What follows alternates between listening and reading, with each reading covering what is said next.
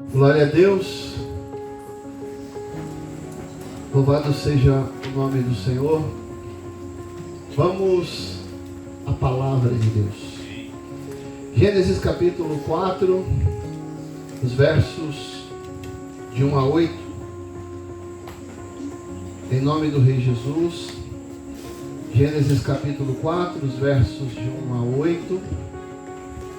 Eu quero falar esta noite sobre o fracasso de Caim.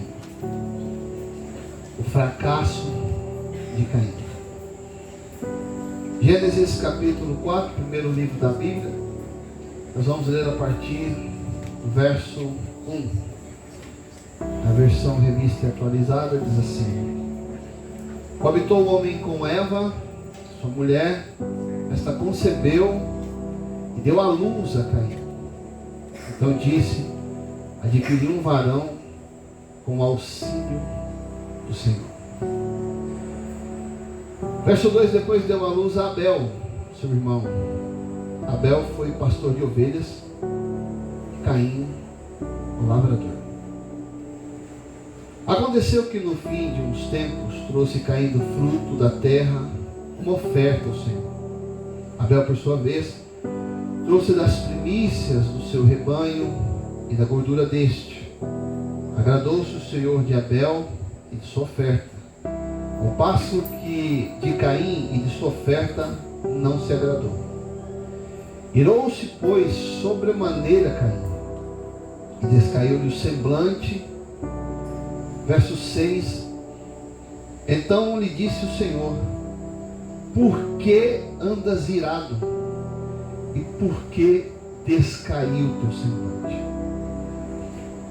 Se procederes bem, não é certo que serás aceito. Se todavia procederes mal, eis que o pecado jaz à porta. O seu desejo será contra ti, mas a ti cumpre dominar. Verso 8: disse Caim a Abel, seu irmão: vamos ao campo.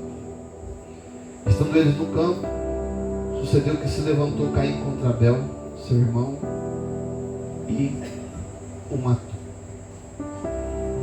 Amém. Pai da glória, neste momento nós oramos, pedimos a sabedoria do teu Espírito Santo, para podermos, Senhor amado, expor mais uma vez as Escrituras, e que esta palavra, Senhor amado, como de fato é, seja a sua palavra. Usa, Senhor amado, a minha vida como uma ferramenta apenas esta noite, para expressar o teu conhecimento, para revelar as palavras que precisam ser ditas à igreja para a sua própria edificação. Que mais uma vez, Senhor amado, eu diminua e o Senhor cresça, e que em todas as coisas seja apenas o Senhor glorificado. Nós abrimos, Senhor amado, os nossos corações esta noite para receber a poderosa semente da tua palavra. Que essa palavra nos ajude, Senhor, nos ajude a amadurecer em nossa jornada contigo. Nos ajude, Senhor amado, a amadurecer nas questões da vida social. Nos ajude a amadurecer em nossos relacionamentos. Que essa palavra nos torne mais uma vez cristãos melhores, porque é isso de fato, Senhor amado, que este mundo mais precisa. Pai, a igreja ela está se esparramando por todos os lugares do mundo. À medida que o tempo passa, Senhor amado, de fato a igreja avança. Portanto, nossa maior necessidade, Senhor amado, não é de ver o Evangelho sendo anunciado porque ele está acontecendo, mesmo que nós não façamos. Nós precisamos, Senhor amado, de cristãos maduros, homens e mulheres, ó Deus, que não apenas possam pregar o Evangelho, mas possam representá-lo de verdade. E nesse ponto, Senhor, nós nos colocamos à sua disposição. Que não queremos ser apenas, ó Deus, uma nomenclatura, não queremos ser apenas a extensão de um braço, Senhor amado, que é a tua igreja. Nós queremos ser representantes do teu reino e viver desta forma, Senhor amado, para honrar, glorificar o teu nome que é eterno para sempre. Fala conosco, nós te pedimos nesta hora, Senhor. Em nome do Rei Jesus Cristo nós oramos. Amém. Antes que eu possa entrar diretamente no texto que eu li essa noite, eu gostaria primeiramente de ressaltar aquilo que eu chamo de a consciência de autoridade. Porque muitas vezes nós não temos a consciência das coisas que nos foram dadas por Deus. Nós não temos consciência da posição que nós ocupamos diante da criação. E muitas vezes, por que não dizer, nós muitas vezes ocupamos posições e não sabemos quem somos. Gostaria de chamar a atenção hoje, primeiramente, para algo que Deus colocou dentro de nós que nunca vai se apartar de nós. Isso eu chamo consciência de domínio, de autoridade. Gênesis no capítulo 1, versos de 26 a 28, nós vamos ler a criação do homem, quando Deus decidiu nos criar. E o que nós lemos aí em Gênesis 1, de 26 a 28? A Bíblia diz assim: também disse Deus: façamos o homem à nossa imagem, conforme a nossa semelhança. Agora preste atenção nisso. Tenha ele domínio sobre os peixes do mar, sobre as aves dos céus, sobre os animais domésticos, sobre toda a terra e sobre todos os répteis que rastejam pela terra. Verso 27, criou Deus, pois, o homem à sua imagem. A imagem de Deus o criou, homem e mulher os criou. Verso 28, Deus os abençoou, ele disse: sede fecundos, multiplicai-vos, enchei a terra e sujeitai-a. Dominai sobre os peixes do mar, sobre as aves dos céus, sobre todo animal que rasteja pela terra. Por que eu quero ressaltar aqui a consciência de governo? Porque a palavra domínio, ela surge pela primeira vez na Bíblia, na criação do homem. Logo, o exercício de domínio, ou a capacidade de dominar, de governar, é intrínseca à nossa existência, ou seja, não tem como separar. E se nós partirmos para o lado prático disso, poderíamos pensar o seguinte: por que tantas pessoas que não têm a consciência de quem elas são, nos trazem os seus problemas para que nós tentamos resolver os seus problemas? Você nunca parou para pensar por que tanta gente te pede conselho? Você nunca parou para pensar que parece que tudo que tem que resolver, perdoe a expressão, cai no seu colo? Você nunca parou para pensar que existe uma certa angústia dentro de você, porque você acredita que pode fazer muito mais do que aquilo que você está fazendo? Será que você nunca parou para pensar que dentro de você pulsa um desejo, um anseio, uma necessidade de não ser uma pessoa comum, de não viver a vida inteira debaixo do governo de alguém? Deus nos chamou para governar. Deus colocou o domínio dentro do ser humano, porque isso é parte da nossa própria existência. Nós somos chamados para exercer domínio. Fomos chamados para governar sobre essa terra. E eu vou entrar nesse assunto daqui a pouco. Então a palavra domínio, ela vem primeiro. O texto que nós lemos, Deus disse claramente: domine ele sobre. Mas logo em seguida, quando Deus está falando sobre a criação e o homem no centro dessa criação, Deus começa a falar sobre o exercício do governo. E aí nós vamos encontrar duas palavras logo em seguida no texto que nós lemos. Vamos encontrar a palavra sujeitai-a e dominai. E essas palavras foram colocadas no imperativo, como uma ordem de Deus. Então, me ajude a esclarecer isso agora na nossa forma de pensar. Deus colocou o governo no ser humano.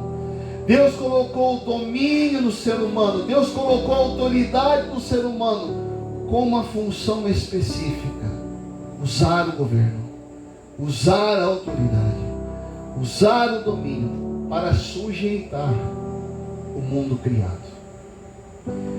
Quando nós olhamos para o Novo Testamento, essa palavra domínio, ela vai ser, abre aspas, substituído pela palavra autoridade, que no seu original tem o mesmo sentido.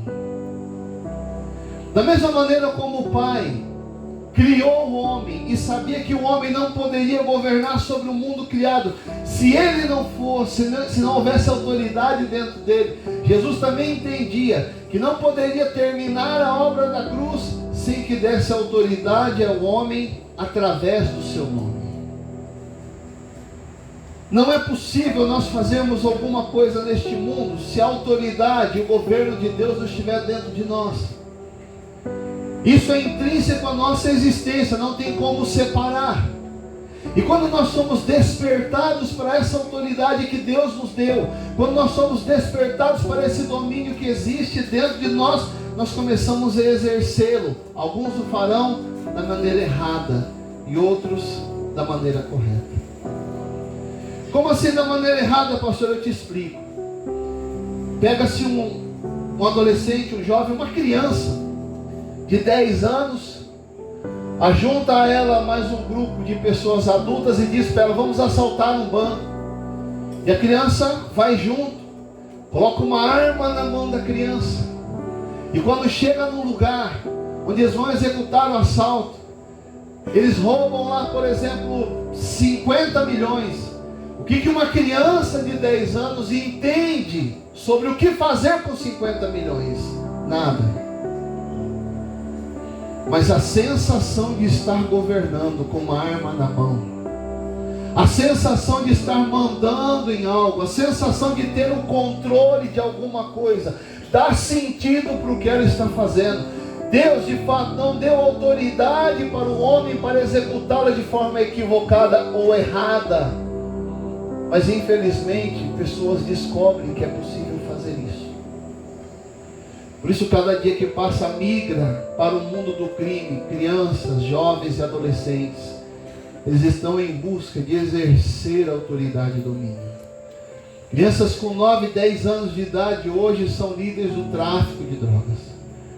Se você perguntar para essas crianças qual é o sentido disso, talvez elas não saibam te responder. Mas se você perguntar a elas qual é a sensação, elas vão dizer: é gostoso ter uma arma na mão, ter um fuzil na mão e estar mandando num monte de gente. Por que colocam crianças à frente dessas coisas? Porque o processo de prisão é mais difícil do que mandar. Mas essa mesma autoridade nas Escrituras foi utilizada por pessoas que descobriram que tinham essa autoridade. Essa autoridade ela foi descoberta, por exemplo, por Noé. Como é que você acha que Noé colocou todos aqueles animais dentro de uma arca? Como é que você pega um casal de leão e coloca dentro da arca? Você sai no braço com o leão? Você briga com o leão, dá um mata-leão no leão para jogar ele dentro da arca? Como é que você acha que você consegue pegar um urso daquele tamanho, um casal de urso, e jogar ele dentro da arca? Você lutando com o urso? Não. Mas quando você descobre a autoridade que está sobre você, você exerce sobre a criação. Você exerce sobre o mundo criado. E no texto que nós lemos isso fica muito claro. A autoridade que Deus deu aos homens, ela veio para que eles dominassem sobre os peixes do mar, sobre as aves dos céus, sobre os animais domésticos, sobre toda a terra, sobre todos os répteis que rastejam pela terra. Por isso Davi não teve problema nenhum de vencer ursos e leões. Você está pensando que Davi saia no braço com eles? Não, ele dava ordens.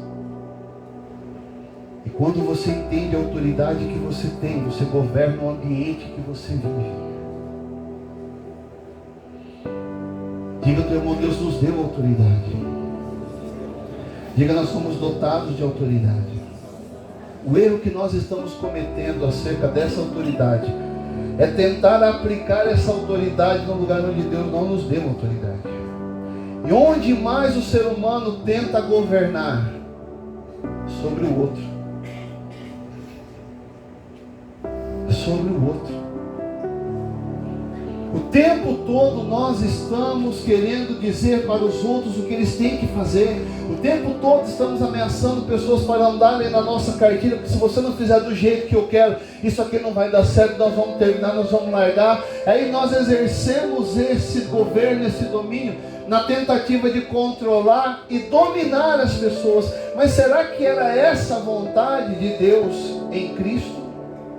Me permita ler para você essa noite Mateus capítulo 20, versos de 25 a 28, porque Jesus estava formando uma equipe de pessoas e treinando essas pessoas para exercer poder e autoridade. Se você ler os evangelhos, você vai descobrir que Jesus, por exemplo, Lucas 10, ele deu autoridade aos seus discípulos. Agora olha o que ele estava ensinando para os discípulos em Mateus capítulo 20, versos de 25 a 28.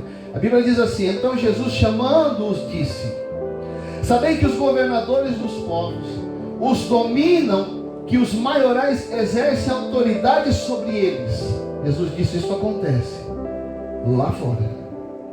Agora olha o que ele disse: não é assim entre vós. Pelo contrário, quem quiser tornar-se grande entre vós, será o que vos sirva. Pois ele segue no verso 27: quem quiser ser o primeiro entre vós, será vosso servo, tal como o Filho do Homem, que não veio para ser servido, mas para servir e dar a sua vida em resgate de muitos. No sistema do mundo lá fora, disse Jesus, é natural que acontece. Um querendo mandar no outro, um querendo fazer mais do que um querendo subir em cima do outro, um querendo passar em cima do outro. Deus disse: lá fora, absolutamente normal, mas isso entre vocês não. A grandeza no reino de Deus, ela não se constitui pelo exercício da autoridade, mas pelo exercício da servidão. Para Deus, maior é quem serve, não é quem é servido. Para Deus está em cima quem é o servo, e não aquele que está sendo servido pelas outras pessoas. Ele diz: aquele dentre vós que quiser ser o maior, torne-se o servo. Por isso que muitas vezes dentro dos lares há uma briga, um conflito, de pessoas querendo um mandar no outro: não vai ser do meu jeito, não vai ser do seu. Aí uma vez eu conversei com uma pessoa e a casa estava uma bagunça, e a pessoa falou para mim, eu perguntei para a pessoa: me escuta, quem é que está mandando nessa casa? O marido virou e falou: ela. Ela disse assim: não, realmente quem manda aqui sou eu. Eu falei: parabéns, por isso que a tua casa está uma bagunça.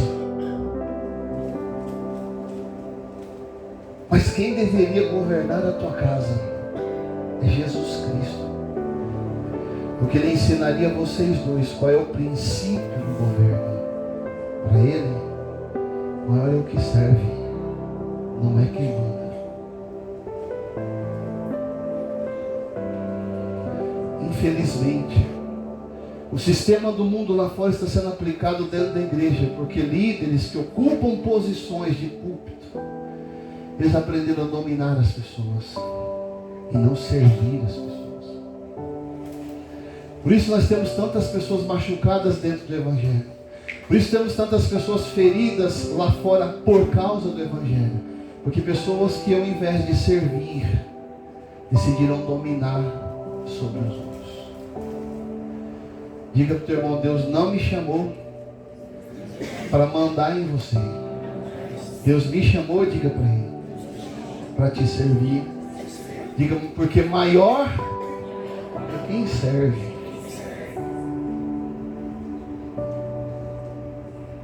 Então toda disputa de posição dentro de uma casa para Deus é desnecessária. Toda disputa de posição para Deus dentro de uma casa é desnecessária. Porque a grandeza sempre será apontada por Deus àquele que serve. Você quer ser o chefe da sua casa? Sirva a sua casa. Você quer ser um chefe no ministério? Sirva o ministério. Se você quiser ser o chefe de uma igreja, sirva a igreja. A autoridade do Novo Testamento, eu repito, não se constitui por posições, mas por servidão. Quem serve mais para Deus é quem lidera.